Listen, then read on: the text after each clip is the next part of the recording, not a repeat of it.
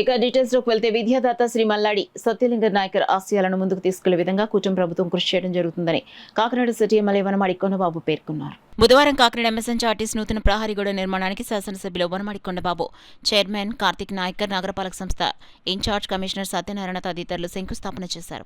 ఈ సందర్భంగా ఎమ్మెల్యే కొండబాబు మాట్లాడుతూ వేలాది మంది పేద విద్యార్థులకు విద్యను అందించిన మహోన్నత వ్యక్తి మల్లాడి సత్యలింగ నాయకర్ అని, ప్రతి పేదవాడు విద్యను అభ్యసించాలనే ఆశయంతో ఆనాడు చారిటీస్ సంస్థను ఏర్పాటు చేసి అనేక పేద విద్యార్థులకు విద్యను అందించడం జరిగిందని, గత వైసీపీ ప్రభుత్వంలో ఎంఎస్ఎన్ చార్టీస్ మైదానంకు దుర్వాసనతో కూడిన డంపింగ్ యార్డ్తో చెత్తతో మైదానాన్ని ఫిల్లింగ్ చేసి కార్పొరేషన్ నిధులు దోచుకున్నారని, ఆనాడు విద్యార్థులు ఫిర్యాదు చేయడంతో తాను అడ్డుకోవడం జరిగిందని, నేడు కూటమి ప్రభుత్వంలో మైదానాన్ని గ్రావెల్తో ఫిల్లింగ్ చేసి విద్యార్థులకు అందుబాటులోకి తీసుకురావడం జరిగిందని, శిథిలావస్థకు చేరుకున్న ప్రహరీగోడ స్థానంలో సుమారు 65 లక్షల రూపాయలతో నూతన ప్రహరీగోడ నిర్మించడం జరుగుతుందని అన్నారు.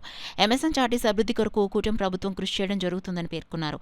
కార్యక్రమంలో MSN charities chairman Malladi Karthik Nayakar, EO Suresh, city అధ్యక్షుడు మల్లిపూడి వీరు, ఎంఎస్ఎన్ చార్టీస్ ధర్మకర్త మండల సభ్యులు పిల్లా లక్ష్మీ ప్రసన్న, రాంబాబు, అరదాడి దుర్గా శివ, మూగు చిన్ని రాజు, పిల్లారిశెట్టి దుర్గా ప్రసాద్, మండపాక దుర్గా ప్రసాద్, నులుకుర్తి సాయి, రాళ్లపూడి ప్రకాష్, బూడి ప్రకాష్, తెప్పల రామలింగేశ్వరరావు, సయ్యద్ అలీ, నగరపాలక సంస్థ SC P Venkatrao, DE Lovaraju తదితరులు పాల్గొన్నారు. ఏదైతే ప్రజలు కోరుకున్నారో ప్రజల కోరిక పనులు కూడా నెరవేరింది. అంటే ఎందుకు ఈ మాట చెప్తానంటే, గతాన్ని గుర్తు చేస్తాను. నేను 99లో ఎమ్మెల్యే అయ్యానండి. 99లో ఎమ్మెల్యే అయినప్పుడు ఈ ఎంఎస్ఎన్ చార్టీస్కి వచ్చినప్పుడు అండి డిగ్రీ కాలేజీ ఆ మూల ఉండేది, శుభ్రంగా పడిపోయింది, శిథిలత పరిస్థితికి వచ్చింది. హై స్కూల్ బాగానే ఉంది, డిగ్రీ కాలేజ్ పడిపోయింది. అందరూ కూడా వర్షంలో మేము డిగ్రీ కాలేజ్ నడుపుతున్నామండి ప్రిన్సిపల్స్ అందరూ చెప్పారు. ఆ రోజున కట్టమని చాలామందిని అడిగామండి, కట్టలేకపోయారు అన్నారు. వెంటనే ప్రభుత్వం దృష్టిలో పెట్టానండి, ముఖ్యమంత్రి చంద్రబాబు దృష్టిలో. ఆ రోజున డిగ్రీ కాలేజీలో ఉందని పరిస్థితి, అది కట్టించాలని చెప్పేసి అండి. అదేవిధంగా ఆ రోజు ఇంకో కోరారండి, అని ఎంత మహానుభావుడు అండి, ఇన్ని వేల మంది, ఇన్ని లక్షల మంది ఇందులో చదువుకున్నారు, 1250 ఎకరం దానం ఇచ్చాడు ఈయన. అలాంటి ఆయనకి కాన్స్విగ్రహం కూడా లేదని కోరారు ఆ రోజు. అదే సందర్భంలో ఈ వ్యాధి కూడా ఆయన దృష్టిలో పెట్టాం. ఆ రోజు వెంటనే ముఖ్యమంత్రి గారు స్పందించి ఎండోమెంట్స్ డిపార్ట్మెంట్తో మాట్లాడి, ఎండోమెంట్స్ మినిస్టర్తో మాట్లాడి ఆ రోజు శాంక్షన్ ఇస్తే డిగ్రీ కాలేజీ కట్టించాం, కాన్స్విగ్రహం పెట్టించామని సందర్భంగా తెలియజేస్తున్నాను. తెలుగుదేశం ప్రభుత్వం వచ్చిన తర్వాత, చంద్రబాబు ముఖ్యమంత్రి అయిన తర్వాత చేసామండి. నేను ఎమ్మెల్యే ఉన్నాను. తర్వాత అధికారం కోల్పోయామండి. కోల్పోయిన తర్వాత మళ్ళీ వేరే వాళ్ళు వచ్చారు, ఒక్క పని కూడా కాలేదు. మళ్ళీ రెండోసారి అధికారంలోకి వచ్చామండి. రెండోసార్లు అధికారంలోకి వచ్చిన తర్వాత అండి ఈ బిల్డింగ్ వేద పాఠశాల ఇవి అన్నీ పాడైపోయినట్టు మళ్ళీ వేద పాఠశాల కట్టించామండి.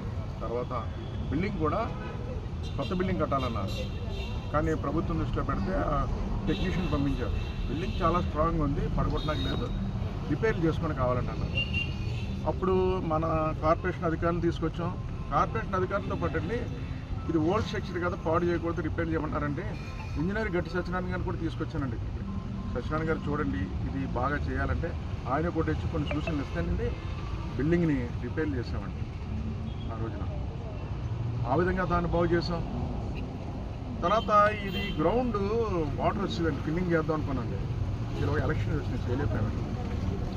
తర్వాత ప్రభుత్వం వచ్చిందండి, ఈ ప్రారీ కూడా కట్టాలనుకున్నాం, ఫిల్లింగ్ చేయాలనుకున్నాం, ఇది డౌన్ అవుతుందని చెప్పి అధికారం కోల్పోయాం. తర్వాత ప్రభుత్వం వచ్చిందండి. తర్వాత ప్రభుత్వం వచ్చి ఫిల్లింగ్ చేస్తానని చెప్పి చెత్త వేసారండి. చెత్త వేస్తే వాసన వచ్చేస్తుందని చెప్పి టీచర్లు పిల్లలు అందరూ మన ఇంటికి వస్తే నేను వచ్చి చూశానండి స్వయంగా.